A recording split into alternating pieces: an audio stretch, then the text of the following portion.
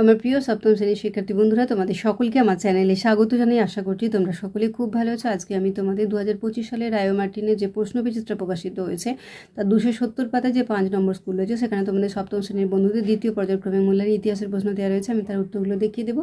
ইতিমধ্যে যারা চ্যানেলটিকে সাবস্ক্রাইব করে নিয়েছো তাদের সকলকে অসংখ্য ধন্যবাদ জানাই। আর যারা নতুন দেখছো তারাও চ্যানেলটিকে সাবস্ক্রাইব করে নিয়ে সাথে থেকো। চলো তাহলে শুরু করছি।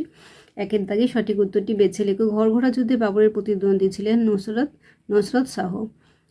ইসলাম জগতে ধর্মগুরুকে বলা হতো খলিফা। শ্রী চৈতন্যদেব কোন শাসকের আমলে ভক্তি ধর্ম প্রচার করেন? ইলিয়াস শাহ। 1556 দ্বিতীয় পানিপথের যুদ্ধ, তারপর হলদিঘাটের যুদ্ধ 1576, 1529 ঘরঘোড়ার যুদ্ধ, বিলগামের যুদ্ধ 1540, প্রথম পানিপথের যুদ্ধ 1526। তিনেরটা সংক্ষিপ্ত উত্তর দাও। দ্বীন-ই ইলাহি প্রবর্তককে এবং এর মূল বক্তব্য কি? দেখো, এর প্রবর্তক হচ্ছেন সম্রাট আকবর, আর মূল বক্তব্য আমরা একটু দেখে নিই।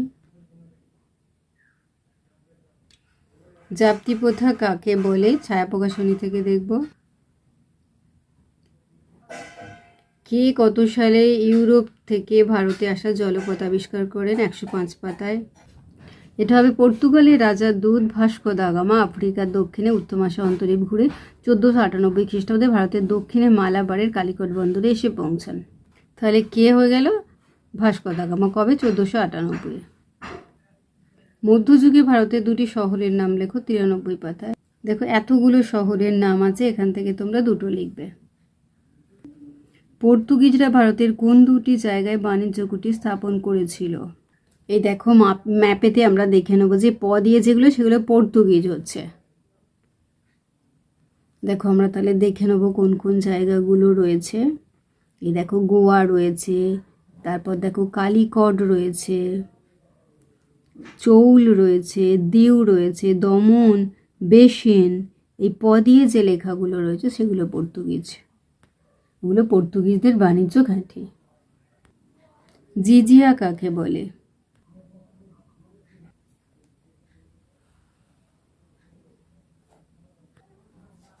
কবুলিয়ত পাঠটা বলতে কে বোঝো? এইছো। হুন্ডি কাকে বলে? চারটা টিকা লেখো। সুলতান রাজিয়া। দেখো, টুকরো কথাতেও এখানে দেওয়া আছে, তোমরা এটাও লিখতে পারো। ইলতুৎমিশের থেকে এখানটা পুরোটা লিখবে। পরের পাতাতেই দুটো লাইন পর্যন্ত। আলাউদ্দিন খলজির বাজার দর নিয়ন্ত্রণ ছায়া প্রকাশনী থেকে দেখব।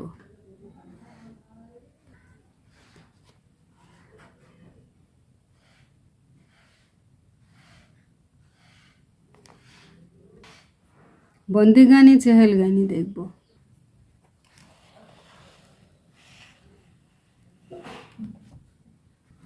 মুঘল আমলে মনসবদারি ও জায়গিরদারি ব্যবস্থা। এইটা দেখো, মনসবদারি ব্যবস্থা। আর এটা দেখো, জায়গিরদারি ব্যবস্থা। দাক্ষিণাত্য ক্ষত। আকবরের রাজপুত নীতির বিশেষত্ব।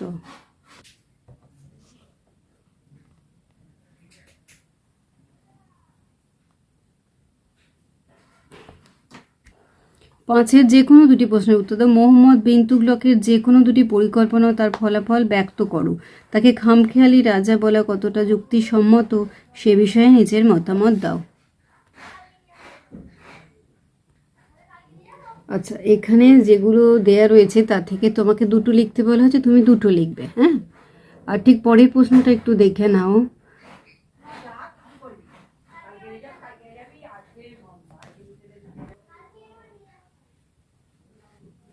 দিল্লিতে জলের অভাব দূর করতে দিল্লির সুলতানি শাসকরা কী কী পদক্ষেপ নিয়েছিলেন? বর্তমান সময়ে চারিদিকে যেভাবে জলের অপচয় হচ্ছে তা দূর করতে কী কী করা উচিত বলে তুমি মনে করো?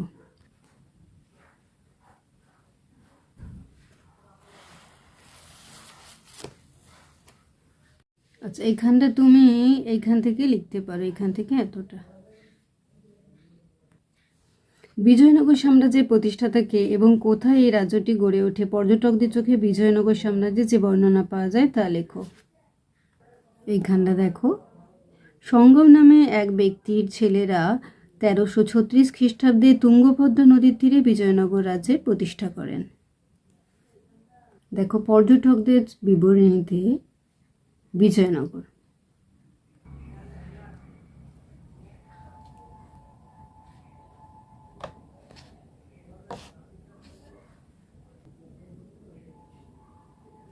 তাহলে আমার প্রিয় সপ্তম শ্রেণীর শিক্ষার্থী বন্ধুরা, আজকে তোমাদের আমি 2025 সালে রায় মার্টিনে যে প্রশ্নবিচিত্র প্রকাশিত হয়েছে তার 270 পাতাতে যে 5 নম্বর স্কুল রয়েছে, সেখানে তোমাদের সপ্তম শ্রেণীর বন্ধুদের দ্বিতীয় পর্যায়ক্রমে মূল্যের ইতিহাসের প্রশ্ন দেওয়া রয়েছে। আমি তার উত্তরগুলো দেখিয়ে দিলাম। আশা করছি সকলেই বুঝতে পেরেছে। ভিডিওটি দেখার জন্য তোমাদের সকলকে অসংখ্য ধন্যবাদ জানাই। ভালো লাগলে লাইক করো, কমেন্ট করো, বন্ধুদের মধ্যে শেয়ার করো। আর আগামী দিনে নতুন নতুন ক্লাসগুলো পাওয়ার জন্য অবশ্যই চ্যানেলটিকে সাবস্ক্রাইব করে সাথে থেকো। তোমরা সকলেই খুব ভালো থেকো।